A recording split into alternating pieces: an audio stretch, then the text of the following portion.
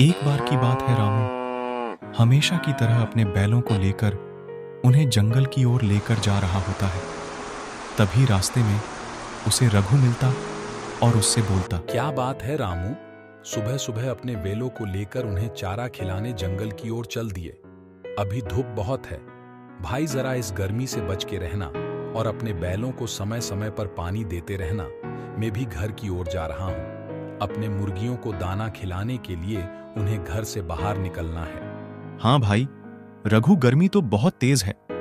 आजकल अपने घर के ऊपर किसी बर्तन में पानी भर के रख दिया करो, ताकि बेचारी पक्षियों को इतनी तपती गर्मी में प्यास के कारण उनके शरीर में कोई समस्या ना हो।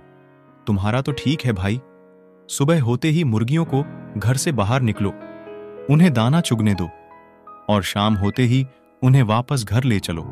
उसके बाद दोनों अपने अपने काम में जाने लगते।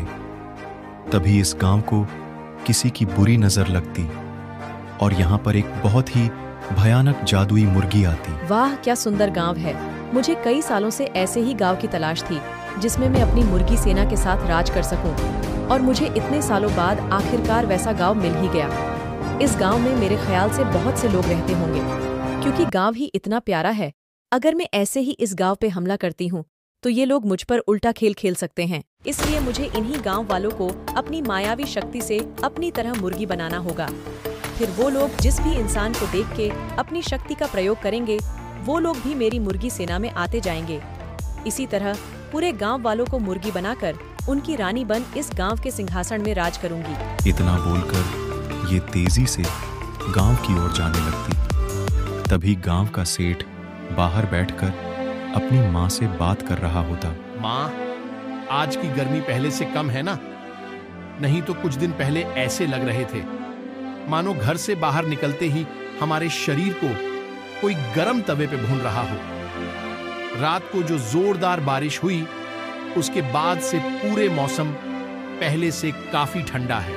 हाँ बेटा, और ये सब का कारण है इस पृथ्वी पर वृक्षों का लगातार कम होना। हम आज से ही रोज कम से कम 10 वृक्ष लगाएंगे और हर रोज उनकी देखभाल करेंगे, ताकि आने वाले समय में वो हमारी देखभाल करे और पूरे वातावरण को खुशनुमा बनाए रखे। वृक्ष तो तुम तब लगाओगी ना, बूढ़ी अम्मा, जब मेरे हमले से बचोगी। तुम माँ बेटों को मैं अभी पल भर में मुर्गी बनाकर अपनी सेना में शामिल कर लूंगी। फिर तुम जिस भी इंसान को देखोगी, तुम्हें अपने आप उन पर गुस्सा आएगा और उस गुस्से में तुम उन पर हमला करोगी। उसके बाद वो लोग भी मुर्गी बनकर धीरे धीरे पूरे गांव के लोगों को मेरी सेना में शामिल कर देंगे। उसके बाद इस आने वाली अमावस्या की रात को इस गांव के राजा की बलि देकर तुम लोगों को अपने नियंत्रण में कर लूंगी। उसके बाद ये पूरे गांव की रानी में बनूंगी। इतना बोलते ही ये मुर्गी इन दोनों पर अपनी शक्तियों से हमला कर देती, जिसके तुरंत बाद ही दोनों मुर्गी बन जाते और एक दूसरे को इस रूप में देखकर चौंक जाते। माँ, ये अचानक आपको क्या हो गया? आप मुर्गी कैसे बन गई? और मुझे इतना अजीब से फील क्यों रहा है? ऐसा लग रहा है जैसे मानो मेरे पूरे शरीर में पंख आ गए हों। कहीं में भी तो आपकी तरह मुर्गी तो नहीं बन गया? हाँ बेटा, तुम भी मुर्गी बन चुके हो, लेकिन अचानक ये सब हमारे साथ कैसे हो गया? कहीं हम कोई बुरा सपना तो नहीं देख रहे? हमें जल्दी ही इसके बारे में महाराज से बात करनी होगी। वही हमें इस मुसीबत से बाहर निकाल सकते हैं। मेरे ख्याल से इस गांव में जरूर कोई बुरी शक्ति अपने बुरे इरादों के साथ आई है और उसका पहला शिकार हम लोग ही है। हमें जल्द ही पूरे गांव वालों को सावधान करना होगा।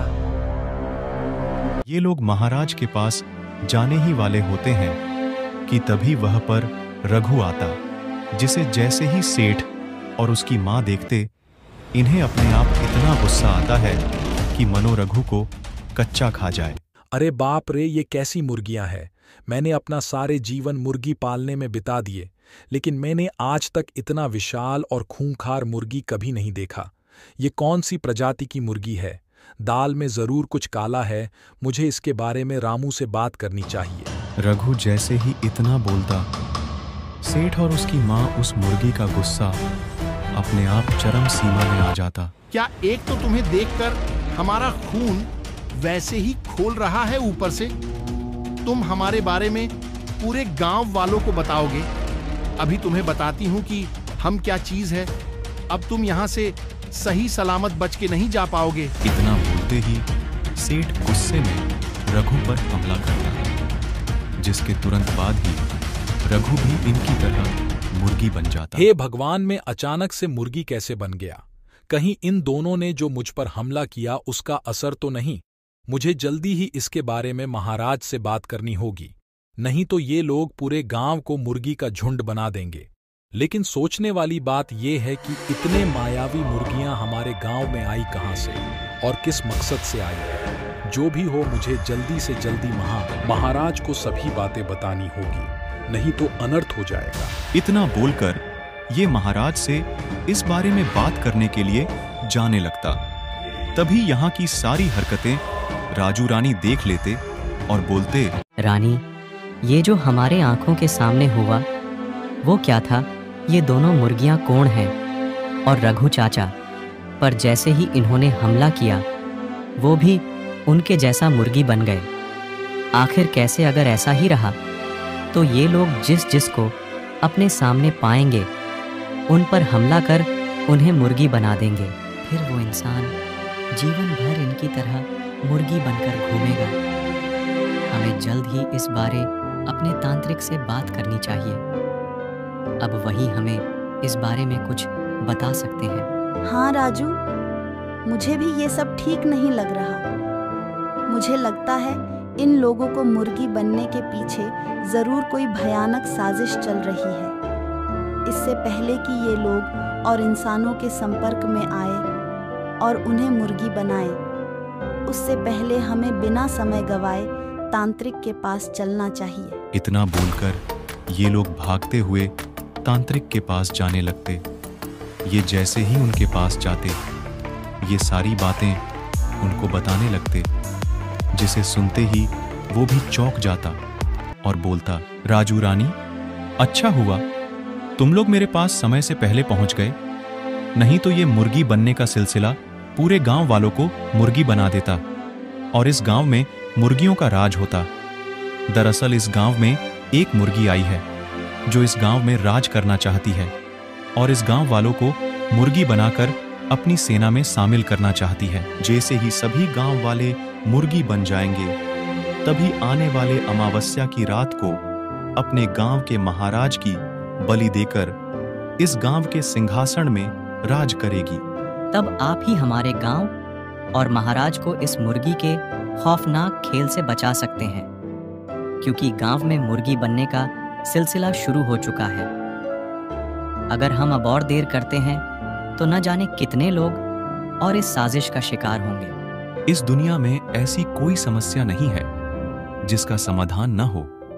मैं अभी इस गांव को उस मुर्गी के साजिश में फंसे लोगों से और उस मुर्गी से छुटकारा दिलाता हूं। इतना बोलते ही ये जादू करता। तांत्रिक के जादू करते ही देखते सभी मुर्गी वापस से इंसान बन जाते और वो मायावी मुर्गी हमेशा के लिए इस दुनिया से दूर चली जाती और पूरा गांव सुकून की जिंदगी जीने लगता।